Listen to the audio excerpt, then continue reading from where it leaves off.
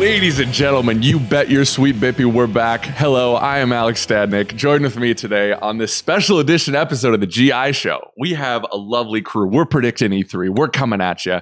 Marcus Stewart's in the building. Hello, sir. Hey, what's up? It's your boy, Marcus. Like, share, subscribe. That's what cool influencer people say. You know the damn thing. Yeah.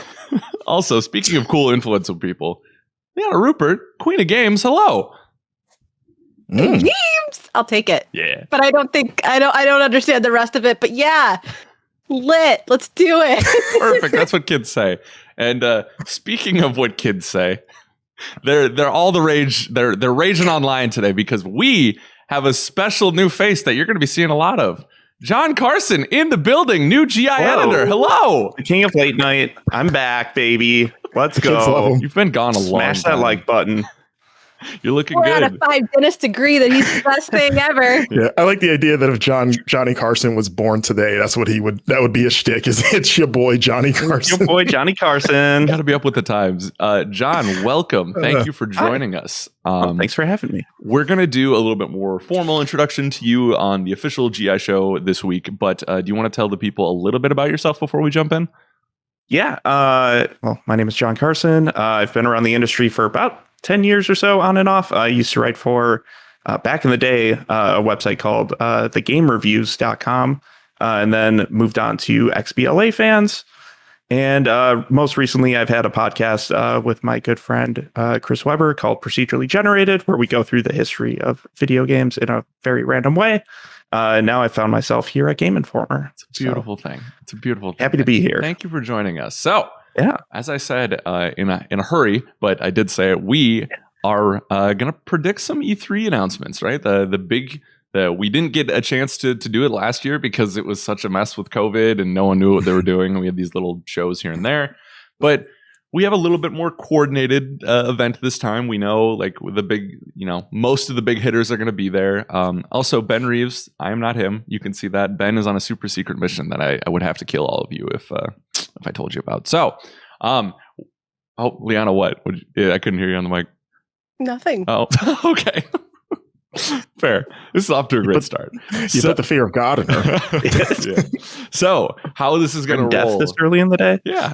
Wow. How this is going to roll is we have 3 to 5 predictions. We'll see how long this goes, but we're going to start with Mr. Carson, go to Liana, go to Marcus, go to myself, and we're just going to bang these out left, right, center. It's going to be great. Are we wagering? We'd like to bet. I think we all said yeah. I think we should. Yeah, sure. Yeah.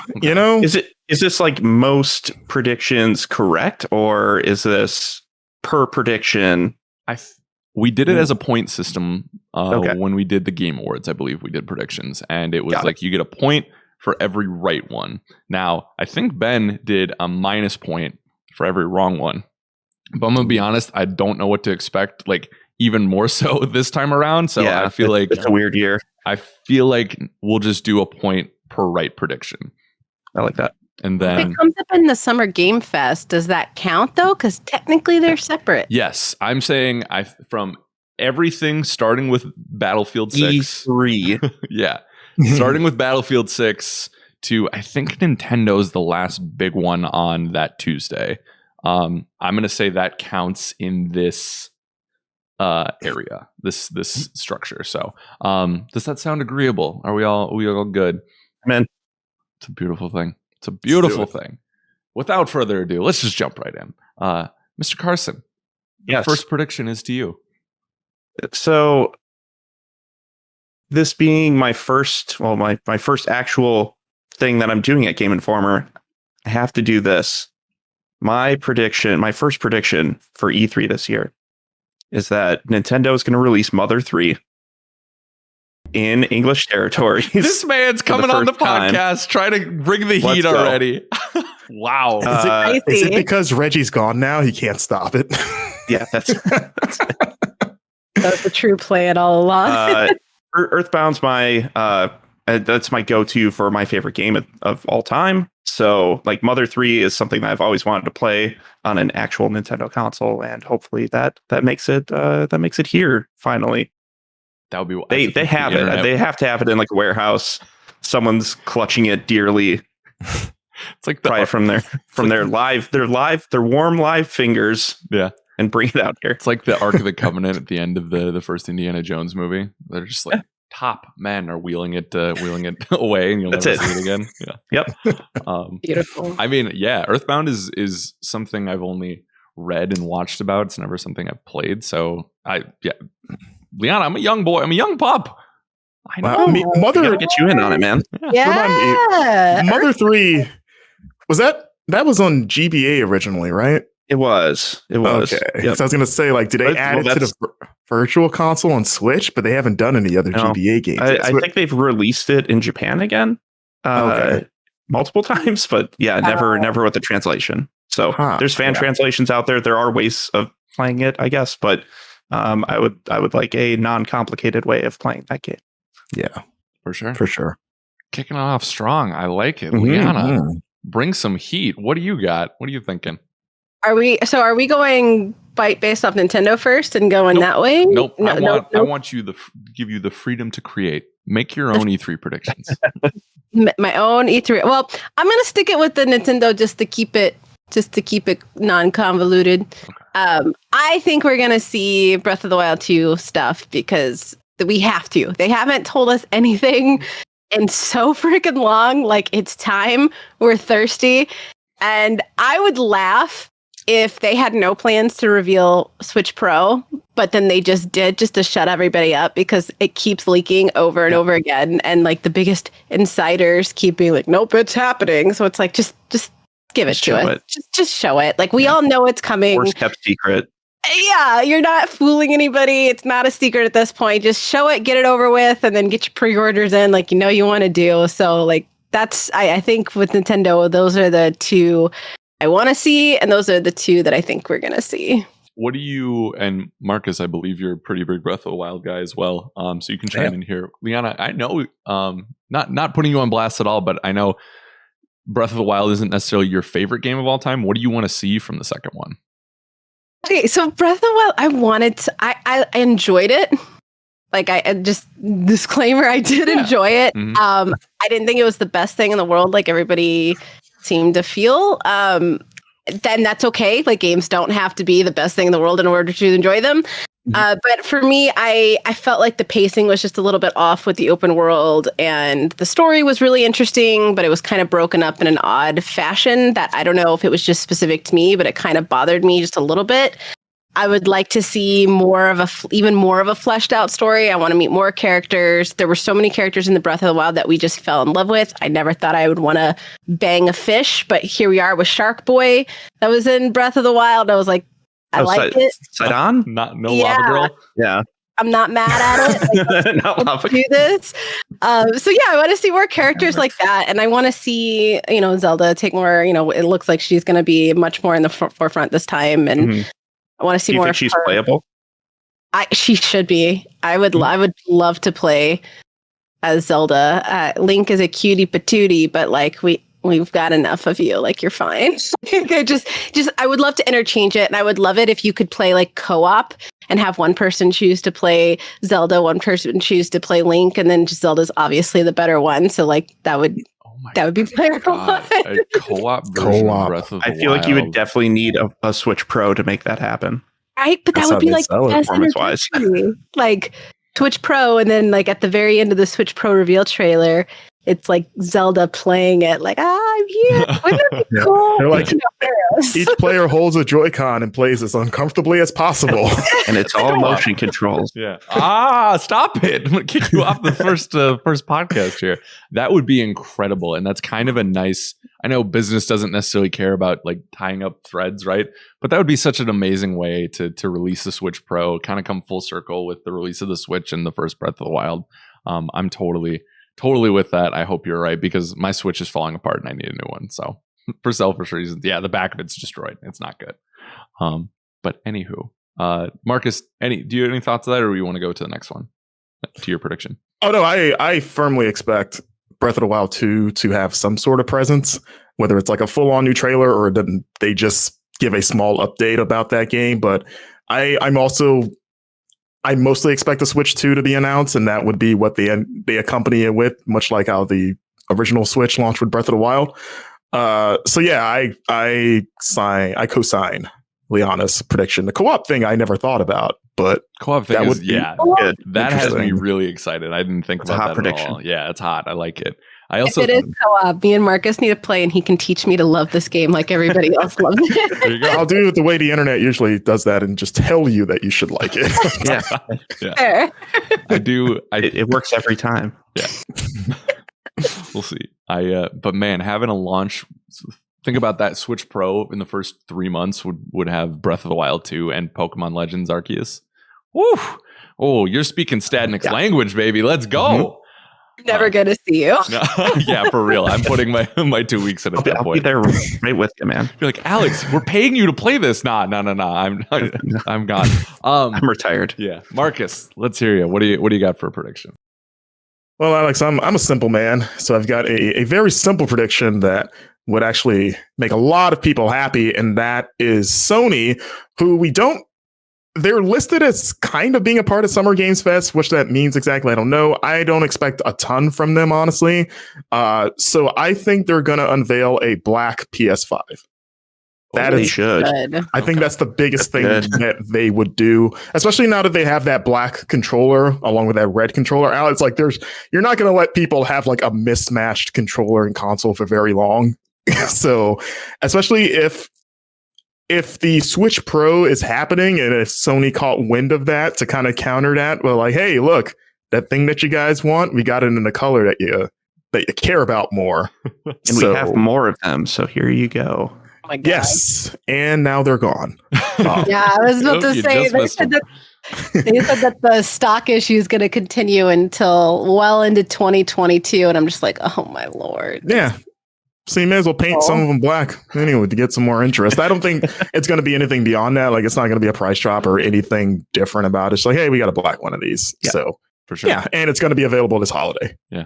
I mean, the scalpers are getting bored. You got to change it up for them, you know. Available this holiday. I can dig it. I am going to keep mine in the realm of Sony.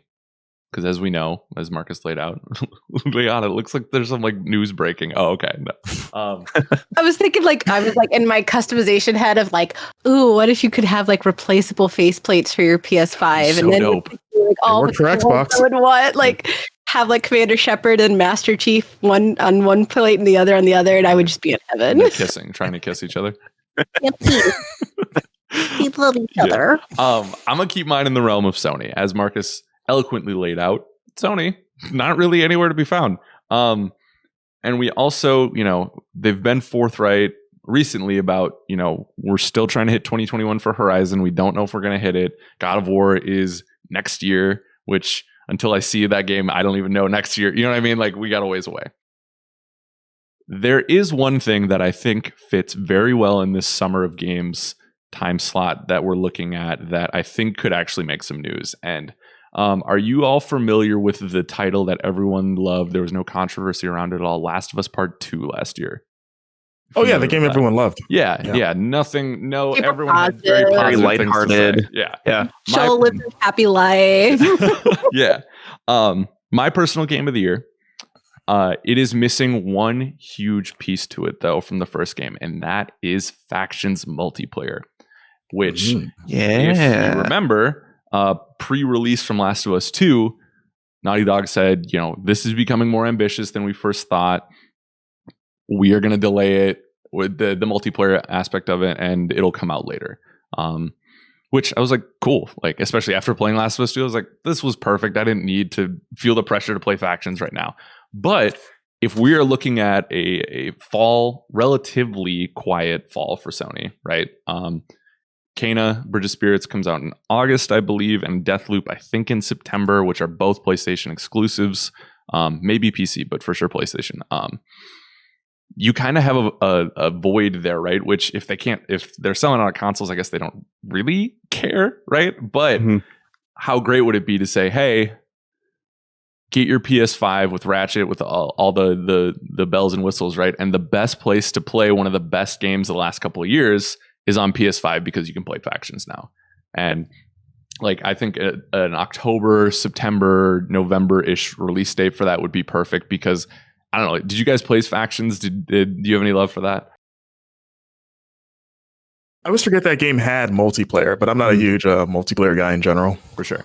I'm going to be lambasted, but I've never finished the first Last of Us, so I never got into multiplayer or anything. But I will say I do like that prediction because they have been working on that game to get it running on PlayStation 5, or at least do that PlayStation 5 patch. Also, multiplayer, like adding multiplayer to that game makes sense in a remote workplace COVID development situation, and getting it, like, it's getting something out there. It might not be like a full game, but it's something that they can definitely work on and get shipped by the end of the year. So yeah, I think that's a smart prediction. Thank you. So we'll see. I know it's one of those things where it's like it's going to be big for some people, but that's why I think it fits in the Summer Games Fest thing, right? Because it's not God of War, it's not whatever Sony Bend is working on, but it is something that will definitely command a headline or two. So it's my hope. It's my dream. I'm a dreamer. What can I do? John Carson, what do we got next? Hey, my next one's going to be a little bit more broad because we're working with a little point system here, and I have to score some easy points. I think we're going to see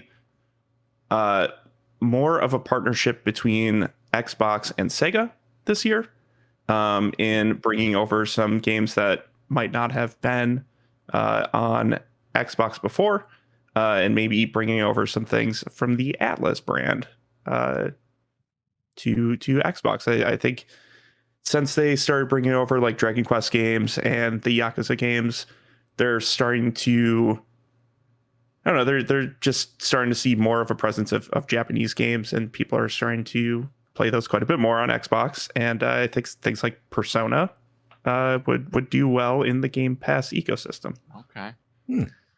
So what is the actual prediction? Just that Sony... The prediction is an expansion of Sega's partnership with Xbox. Okay. So not an acquisition. Not an acquisition. I'm not going to go that far. Let's I need to keep it a little bit conservative. I remember, and this is not like inside. Well, I don't know if it would count as that. Well, we're gonna mark this just in case we gotta cut it. It is, but marked. I remember when I was at Tokyo Game Show a couple of years ago. I remember I was working on the marketing side of games at the time, and I had a meeting with the Sega representative, and we were going through like their plans. And I remember we were on the topic of Xbox, and he said, he was like, "Yeah, we have something really cool with that," and then he stopped himself. And then he like very quickly changed the subject. So that makes me wonder, because we already know they're talking. Like Phil Spencer has been very honest, for the last 3 years now, of saying we recognize our community doesn't just want the shooters. They want not only exclusives, but they want more of a JRPG experience. Sega would be a great way to do that. They've been experimenting more. They've had a lot of success with Yakuza. And I don't know. I think you might actually be onto something, because that was something that happened a couple years ago. So obviously I feel comfortable saying it because too, like, that was a couple of years ago. So like things could change. Yeah. And there wasn't anything specific told to me, but I think I got a sneaky one. Sonic Racers DLC for Forza Horizon. Put the I don't know, put Master Chief and Sonic Racers. Yeah, we just want that, like, I just want to hear that theme song again in Forza. Put Master Chief in a Knuckles costume and... John, stop it! Good Lord, man! I would play it. They have the same shoes, right? Somehow they port Sonic Chronicles: The Dark Brotherhood to Game Pass somehow. they figure it out. And I do want to say two quick things before we move on. Before I'm skewered in the comments. I do realize Dragon Quest is a Square Enix game and not a Sega game. I just mean Japanese games in general on Game Pass are doing well. And second was that I think there was something about potentially a Korean ratings board rating Persona for Xbox, but that could be some sort of a... I'm taking it with a grain of salt currently. So, but that's where this is born of. The time of year for it. It is. Very nice. Spices. Yeah. Liana, hit us with some spice. I'm going to go the safe route this one, just so I could have one win. Damn it. But I really think we're going to get Sunset Overdrive news. There's been a lot of rumors. I really like Sunset Overdrive. I don't know how many of our listeners have played it on the Xbox, but it was an Xbox staple.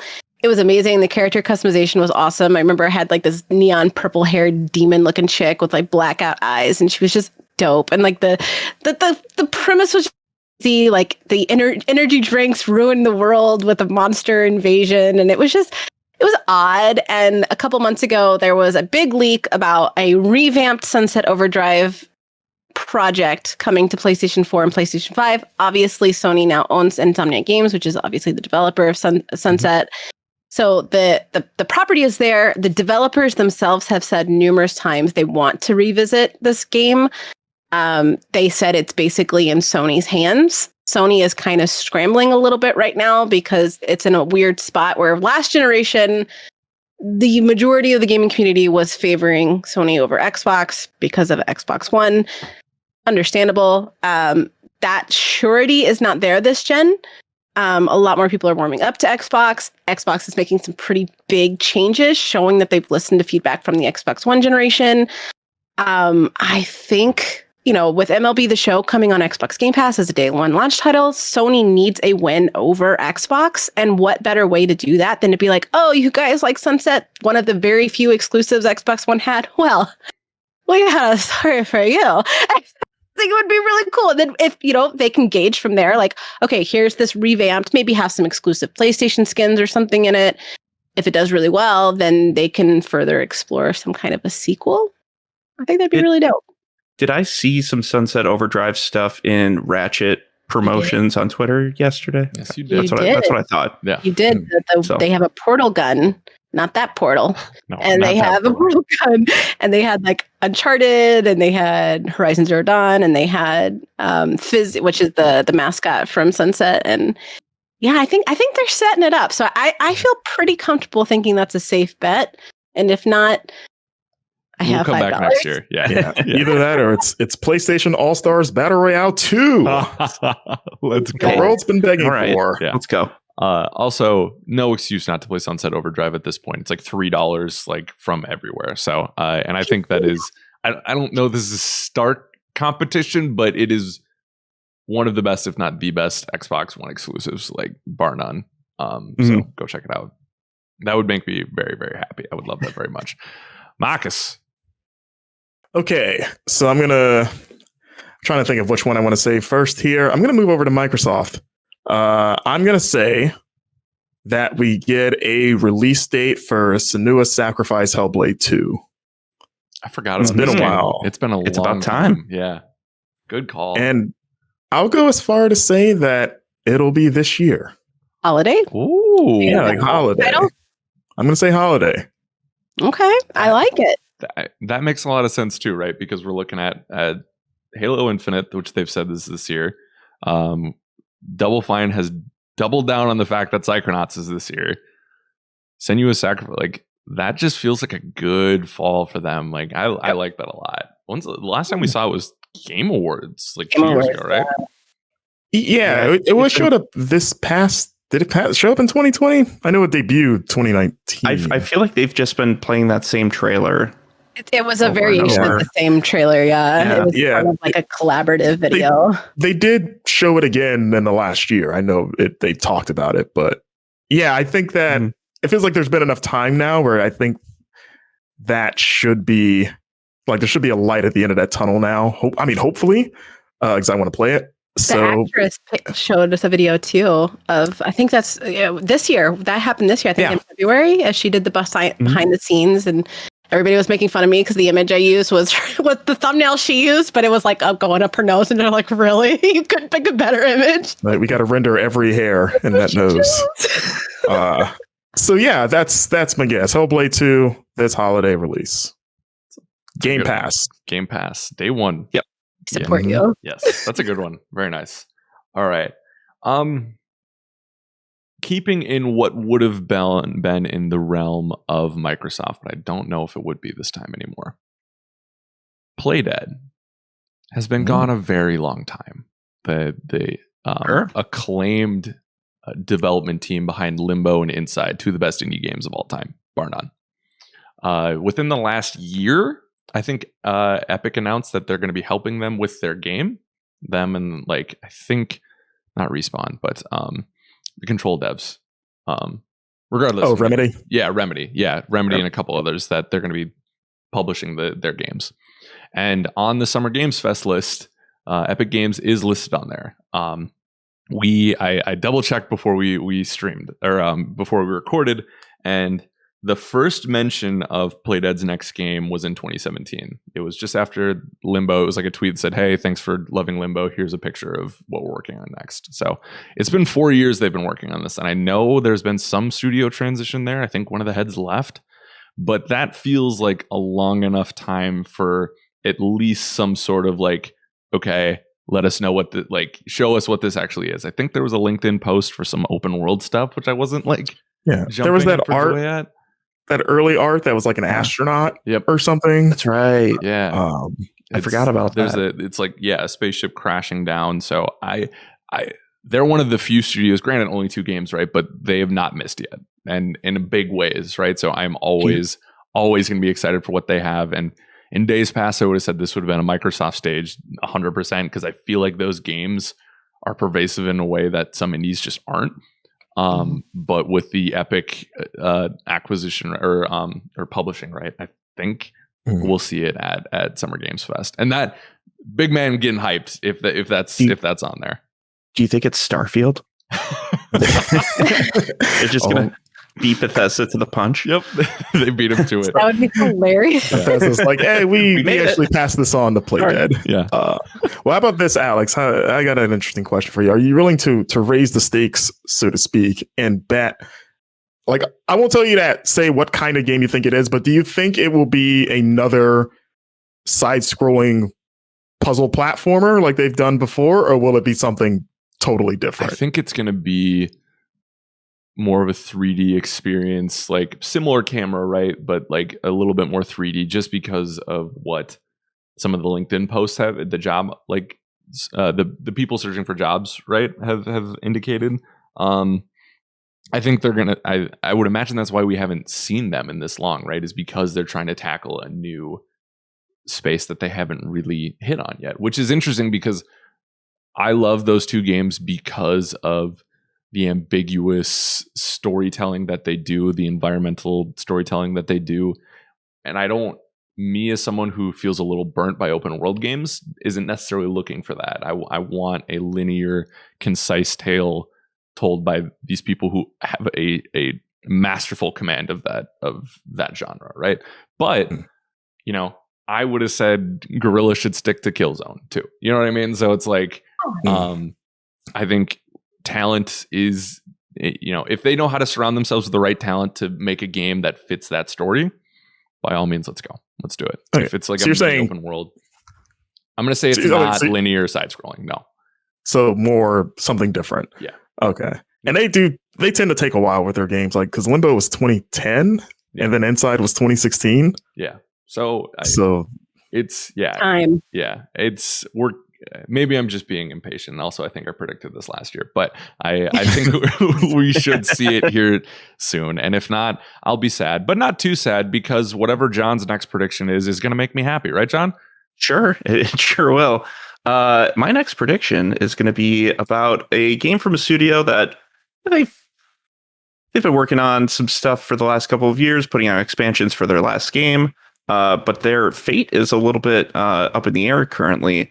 And I think they're probably going to be fine. I think we're going to see NetherRealm's new game sometime in the next couple of weeks. Whether that's a new Injustice that Ed Boon's been teasing a lot of Marvel stuff potentially. He just sent out a tweet about Namor yesterday. But he's a huge troll, so it's he is a huge troll. It's especially about Mortal Kombat and Injustice stuff. So, but a lot of times he hints pretty directly at what they're actually doing. So, this one's a pretty 50-50 because the last time they announced when they announced Mortal Kombat 11, it was like 4 months before the game came out in like December. I think it was at the Game Awards that they announced. So it's if they're trying to go on that same on that same track, I mean, it could be something we could see this year. I don't know what they've been working on in the background outside of Mortal Kombat 11 stuff, or like how fully in development they would be. But it's about time for them to show off what they've been doing. I live down the road from NetherRealm, so let's just mosey on over there and like peek in the window. On the door. Guys give me the goods. I'm coming down there. Let's go. Ed Boon dressed up as Spider-Man for some reason. I could totally see it. What are you doing? No, that's good. I like that because that's not something I would have ever thought of. But yeah, like especially with the Mortal Kombat movie this year too, kind of makes sense, right? Mm-hmm. Yeah. Marcus, you'd be pretty thrilled with that, right? Yeah, I like either that. I don't know if I believe the DC versus Marvel rumors, just because like it's the idea of getting those companies to cooperate, like history has suggested the times that they crossed over in the comics, it's been a nightmare behind the scenes in terms of making sure everyone's happy in terms of how their characters are represented. How long could you keep that on sale? Like, is it like 6 months that it could actually be like digitally sold before it evaporates and we can't play it anymore? Like, so I would believe a full-on Marvel fighting game than a crossover game. Love for them to do that. Or they do something even wackier, like a Shaolin Monk style game, but with Marvel. That would be awesome as well. There you go. It's a beautiful thing. That's not a prediction, by the way. No, on my end. Didn't he he flat out said like stop with the remake rumors? They're not happening. Like he like flat out said on Twitter like. Yeah, the remake? Was then he put out a poll for like what would you want to see remastered, and it was like Mortal Kombat 2, Shaolin Monks, and a couple other games. Just remake Deception. That's all you need to do. Make it in a better fighting engine.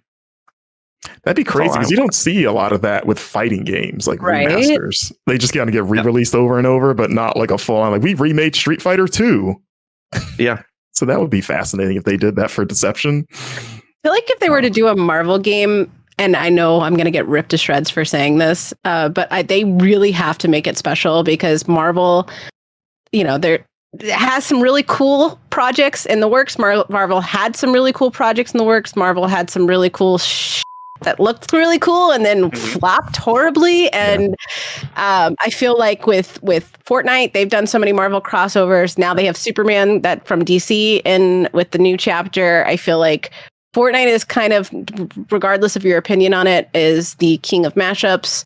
It's kind of taking over the comic space with so many like back-to-back crossovers, and the data mines that we learned from the Epic Games versus Apple trial and the skins that they have in the works currently are nuts. So I think if NetherRealm were to do some kind of a Marvel fighting game, it would need to have its own identity because Marvel's Avengers from Square had a great story, but the end game had absolutely no identity. And it was too grindy. They didn't understand the space within it was trying to operate. And NetherRealm needs to make sure that if they're going to enter in that arena on the Marvel side, that they need to 100% be confident in the vision and make sure they have an identity going into it because they're up against a lot of competition. And like, historically with Marvel fighting games, like obviously Capcom's been the developer for those with their Marvel vs. Capcom series, but like with Marvel Infinite, it seemed like Disney had a bit of a chokehold on what characters they could use and how they could be used and how they fit into the MCU. They wanted characters that were going to be out there to the general public, or they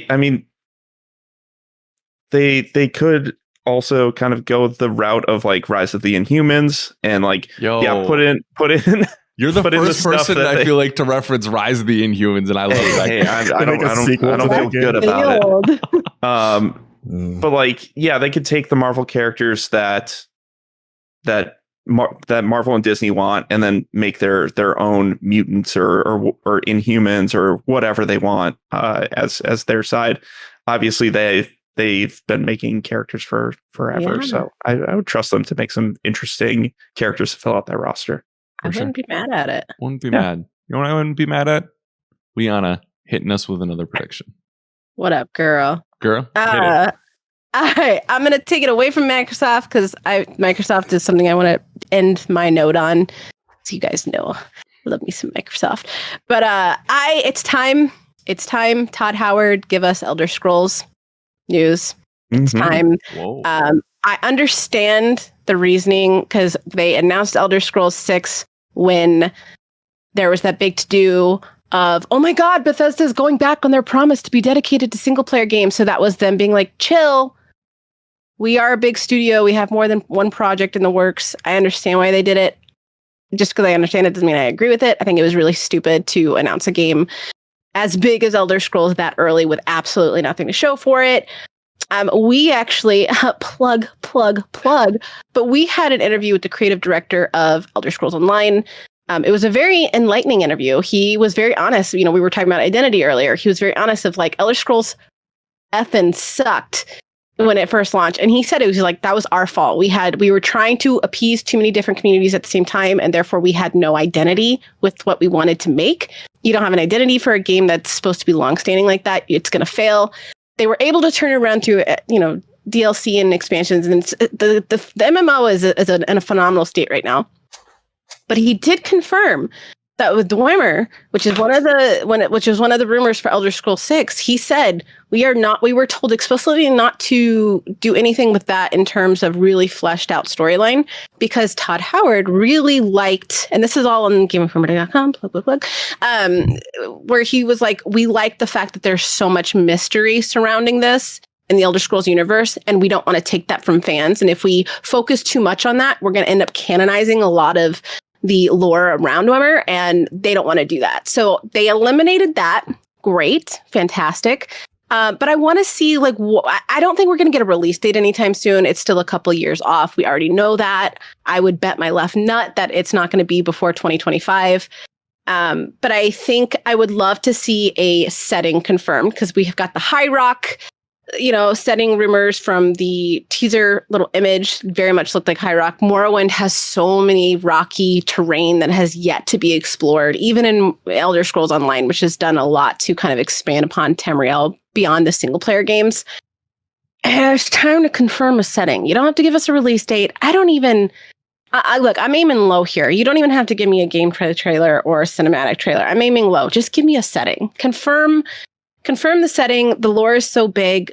That's not going to be giving away too much, because it could be, Elder Scrolls Online is 1,000 years before the event of Skyrim. Like, there's so much that even if you give us a setting, you're not really going to be giving anything away. But we need something. And I feel like if we go another year without Elder Scrolls 6 news that's not from insider sources, I think they're going to burn themselves out by the time they do reveal anything substantial. People are just going to kind of be like, this cool. Elder Scrolls. Whoa. Do you think that announcement hinges on whether or not they talk about Starfield at all? Because wasn't the understanding when they announced both of those two, they said Starfield was going to come first? Starfield's going to come first. That was the primary of the focus of the team. I think we're going to see Starfield. I would be very surprised if we didn't see anything Starfield related during the Xbox Bethesda showcase. That would be shocking to me. But I feel like considering the art that they put out, right? Like I think if they weren't at this point, again, they'd be shooting themselves in the foot, because you kind of set the expectation there. But I think it would be kind of cool how they did in reverse, where they did Elder Scrolls 6 and then Starfield with the reveal at Bethesda Land. It would be cool if, they gave us something for Starfield. Everybody can shut up for like a week before the speculation kicks back up, and then be like, and wait, there's that more. One more thing. Yeah. Here's an up close shot of a tail of a Khajiit.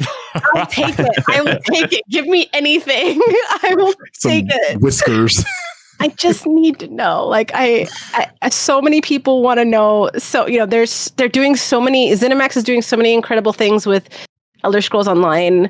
We're going back to Oblivion. We're learning more about how the protagonist of Oblivion got to the power he is, how he amassed the cult. We're learning so much of the story that built up the Elder Scrolls franchises that we love so much. When you've got that hype and you've got that, like Blackwood, I think released today, or June 8th. And I feel like you have that lore fascination. Capitalize on that. You've got it. You've got us by the balls, man. Give it to us. We want it. Or what if we release Skyrim 8 more times? Is that a possibility? Oh, sorry, I made you sad. Hey, man, it's okay. Skyrim on Stadia yet? Smartwatch. Yeah. Hey man, I just got an Apple Watch. I'd like that. You can do some like walking simulator with it. It'd be wonderful. Yeah, I will see what Bethesda and Microsoft have up their sleeve. I'm very curious about that. So, Marcus. Hey, so I'm gonna jump to Capcom. Yes. So Resident Evil Village released not that long ago, and we are currently celebrating the 25th anniversary of the first game and the general. And they've said before that this year would be a celebration of that series. And I know we just got like a Resident Evil Direct, basically not that long ago, but I think during their event they announced a remake of not Resident Evil 4, but of Code Veronica. Oh, Dun, dun. I think the internet would blow up. And my reasoning for that, one, I guess if they're going chronological order, that would be next after 3 anyway. And that I feel like the announcement of that VR port of 4 might be the remake that everyone was speculating on because that technically is a remake of that game because it's in first person. Now. Yeah, at least for now. Like, because they made that game in first person and then put it in VR. Like, that's not an easy thing to do. So I think some of the smoke came from that fire. Mm-hmm. And that's not, like you said, John, it's not to say they won't ever do a quote unquote proper remake of 4 the way they did 2 and 3. But I think that Code Veronica is the one that they're going to do next. And they're going to announce it here. Now that if they're going to continue this kind of like cycle of like numbered entry, remake, numbered entry, remake, now that the numbered entry's out, we're due for another remake. And then I think Code Veronica, and one, because Code Veronica needs it more anyway. Like Resident Evil 4 continually gets re-released. It's been like the last time Code Veronica was ported was the PS3 version of X, which I think you can only play now through PS Now. Like I don't even think they've ever brought it to PS4 unless I'm mistaken. Might be on PC, or PC, yeah. So yeah, that's my guess. Like they're big. I actually have a lot of Resident Evil predictions. I don't know if I want to lump them all together, but I think they might remake of Gaiden. I think they might do a collection of some sort. Like I don't know if you do like a bundle of like the first 3 or just some sort of RE collection. Yeah. And then like I fully expect a VR version of Village to be announced because they already said they're talking about Village in some form, which will probably be DLC because 7 got like 2, but it got DLC basically. Yeah. So I think that seems like more of a shoo-in that Village DLC is happening, but I think also a VR port. But I guess my main RE prediction for Capcom is that Code Veronica remake. Okay, so that's the one you're locking for the record. That's the one I'm locking for the record. Okay. What would you want for DLC? Because I would be interested in learning, and I know that's like the stereotypical answer, but I really love Victorian French high society. I love those kind of culture explorations, and I feel like Lady D, I love her aristocratian vibe, and I would love to learn more how her family came into power because it doesn't quite fit in with the lore they set up of how these monsters came to be. Like she's the one that kind of feels like the odd man out because she doesn't feel like this time period at all.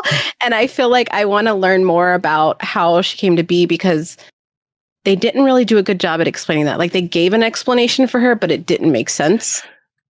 Yeah, or at least I think the explanation fit her role in the story in terms of like how big of a character. Like they gave as much as she's huge. Like relative, That's true. It's funny. Her size is bigger than her actual role in the story. But I would say, I think and without spoiling that game, but like I think the easiest way to do DLC is just what was Chris doing the whole time.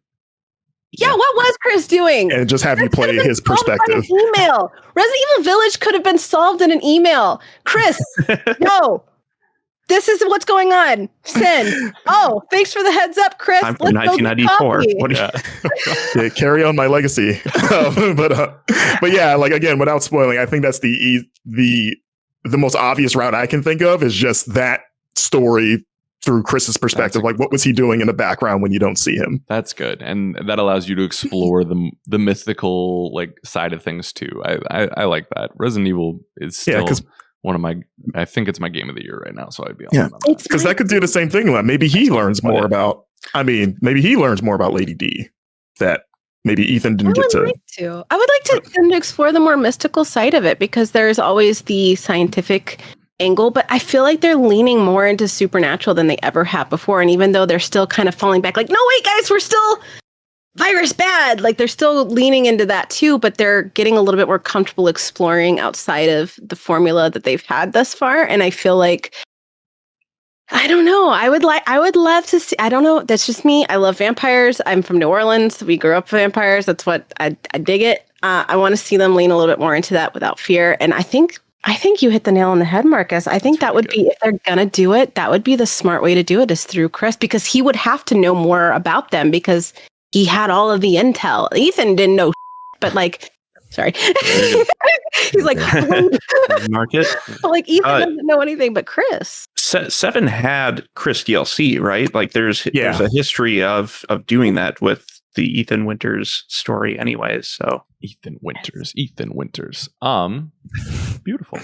Okay, let's stay in the category of, because I think doing Code Veronica over 4 would make people upset. Let's continue to make people upset. Yes, please. Let's go to Nintendo. Shall we? Uh-huh. Nintendo has a long storied history of giving people exactly what they want. And I'm kidding, by the way. Also, people are really chill about Nintendo stuff. Yes. Another thing you can always count on with these, at least right now, is another Smash Bros. Character announcement.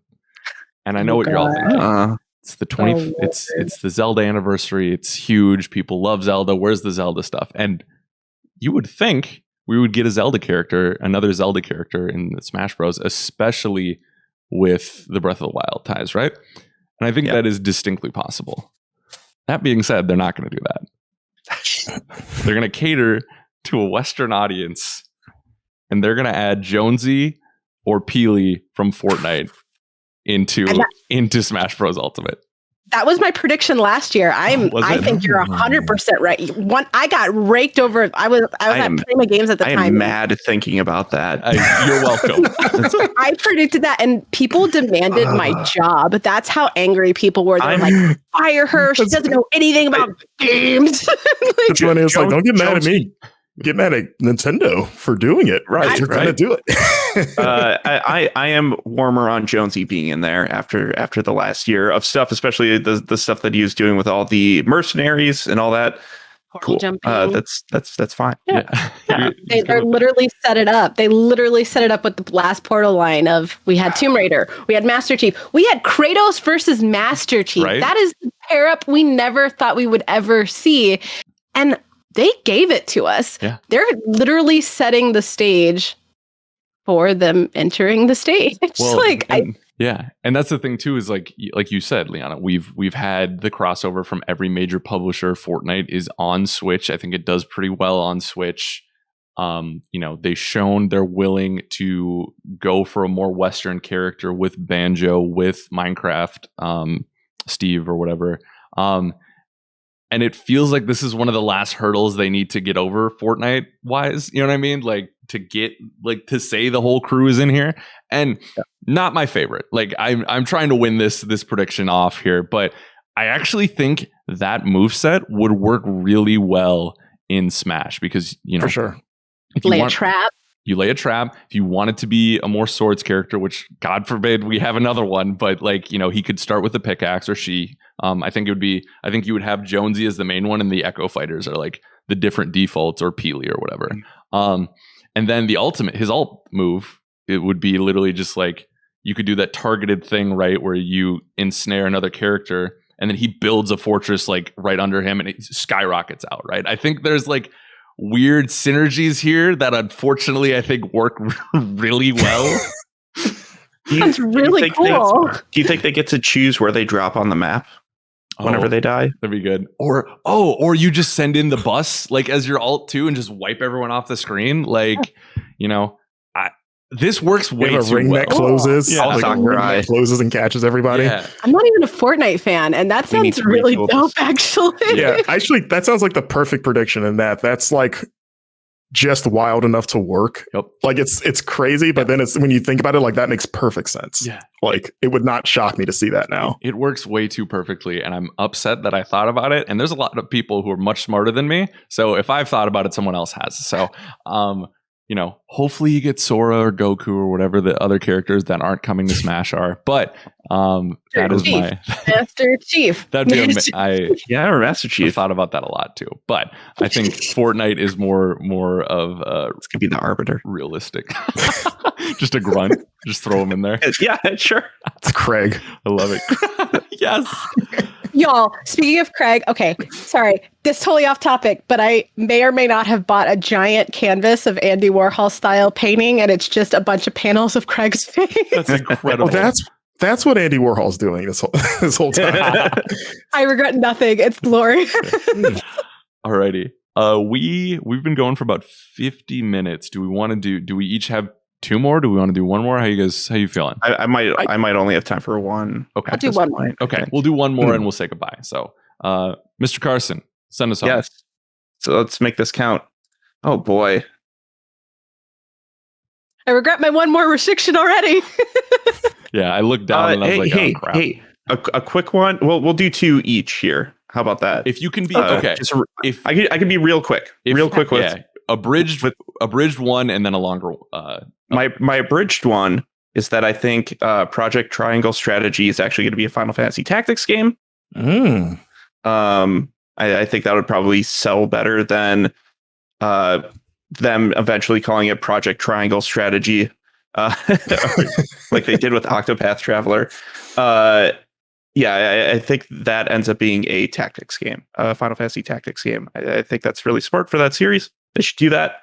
My other one is I would like to see what Intelligent Systems is up to now. Now that Paper Mario's out, we haven't seen anything from Fire Emblem in a long time, but I think it's an Advance Wars. Ooh. And they take the Fire Emblem 3 Houses system of like getting to know all the characters and stuff, and they put it into Advance Wars in some way. Wow. I think that's the Intelligent Systems route. I wonder if that series would just be Valkyria Chronicles at this point. Oh, that'd be so good. I would love it. The wild card of E3. Yeah. You're making the Nintendo peeps happy. I like it. Yeah. You know where your I'm one of them. is, or you're setting them up for disappointment. Yeah, that too. That too. Yeah. Hey, I'm welcome right there to the team. Yeah. Hey, we're at the end of the day, we're fans too, and our hearts get broken a lot. Please send all of your anger to @GameInformer. Yeah, on Twitter. Yeah, y'all. Speaking of us being fans, y'all readers, listeners, y'all should have been in our newsroom when they did the next Future of the Mass Effect video at Game Awards. I was like ugly crying. I had like snot going down my face, and Ryder was like, "Yo, get it together." It was great. It's a beautiful thing. Liana, quick one and then a long one. What do you got?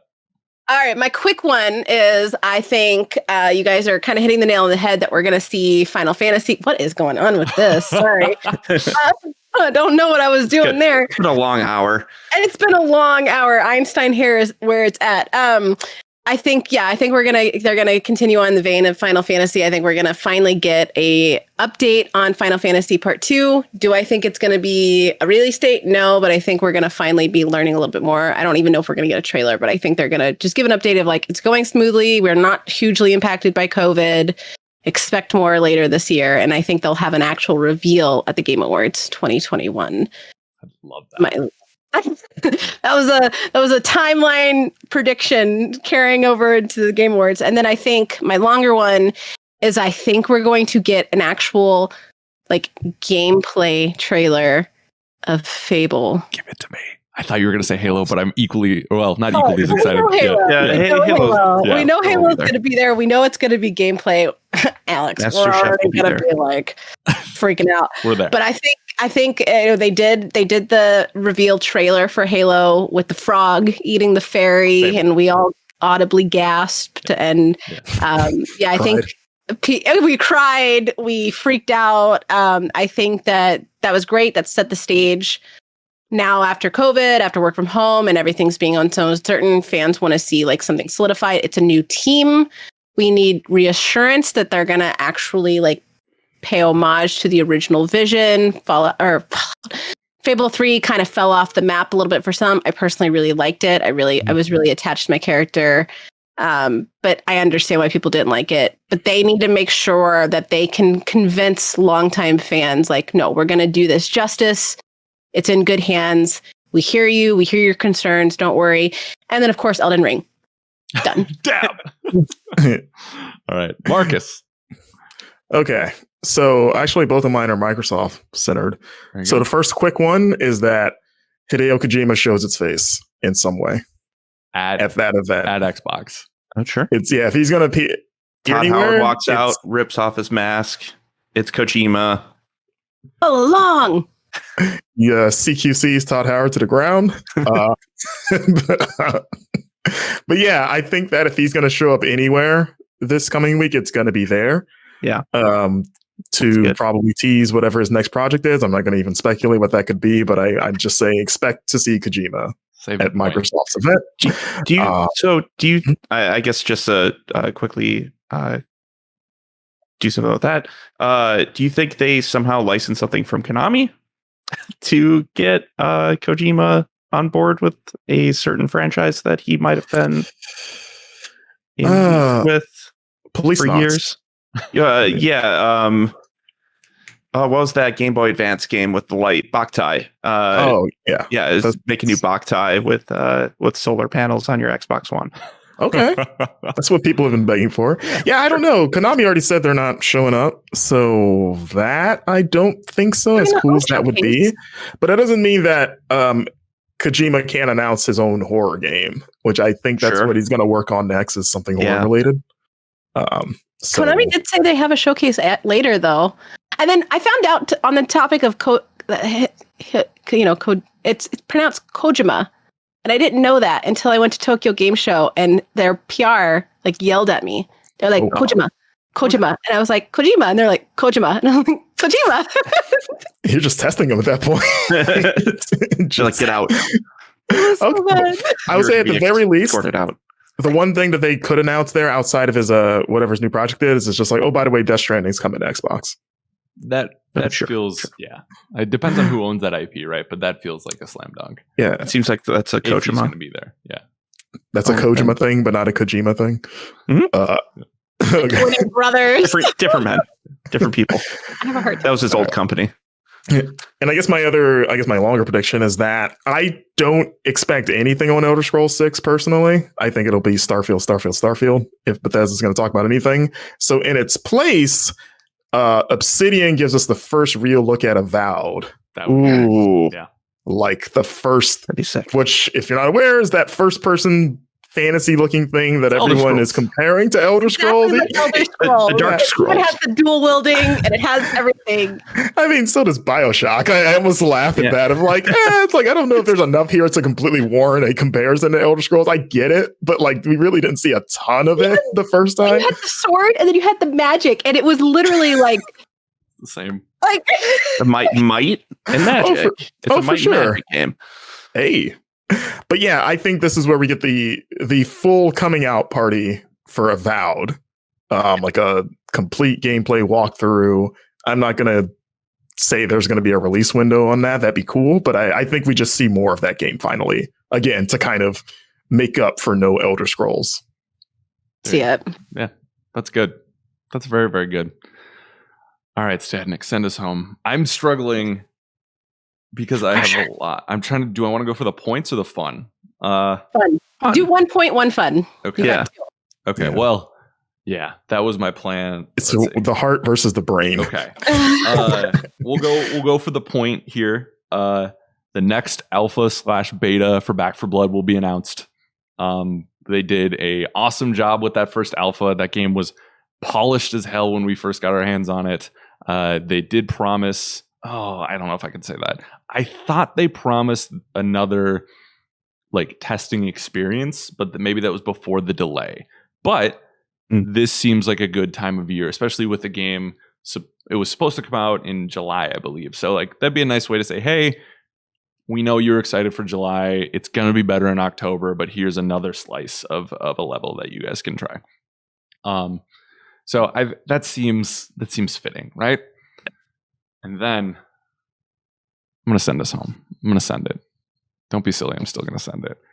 Would you kindly announce the next Bioshock? It's happening this year, folks. Almost 10 years. 10 years since Infinite. We've been waiting. Cloud 934, whatever the studio's called. We know you're out there. We see you. Cloud Imperium. I think that's a different developer. We know you're there. It's been there's so many things that the Mafia team took over for a little bit, and then they didn't, and now they have their own studio. Where the hell is this game? The actual Mafia at first. I was like, wait, what? Yeah, Mafia. Yes, the actual Mafia took it over. Like, Bioshock is one of the seminal first-person shooting experiences, one of the best narrative experiences in games. Period, bar none. And that's a lot of pressure. Like, don't get me wrong. Like, I know anyone who's working on that now is like, how the hell do we follow this up? But Take-Two 2K has said that this is something that's going to be a prominent thing for them. They're not going away from it. Take-Two has a conference. This could fit in any spot, really. If Microsoft, you're wanting that on your stage, Summer Games Fest, like the whole thing. But I feel like it's time. We're in the next gen cycle. Give us a PS5 Series X Bioshock. Let's get on with the new era. Would you kindly? Finally, nice. He doesn't row. I'm going to row us out of here. Lady and gentlemen, this has been E3 predictions. We have if you're looking for the regular GI show, don't fret. That's also coming later this week. We have a lot to do this week, and we'll get to it, I promise. But be sure to check that out on Thursday. This is pre-3, baby. We have a lot of stuff up. We have the Ratchet and Clank review that our EIC himself, Andrew Reiner, put up. It's very good. I did the video review. Not as good, but it's still good. Go check it out. Great. Chris Tales NGT went up. Just a ton of stuff. We're going to be doing the Battlefield reveal stream. We're doing watch alongs for all the live streams all weekend, Monday, Tuesday. It's going to be great. You're going to love it. I promise. Go over to twitch.tv/Game Informer. Liana, Marcus, John, thank you so much for joining me. As always, be good to one another, and we will see you next time. Thanks, everyone. Bye. See ya.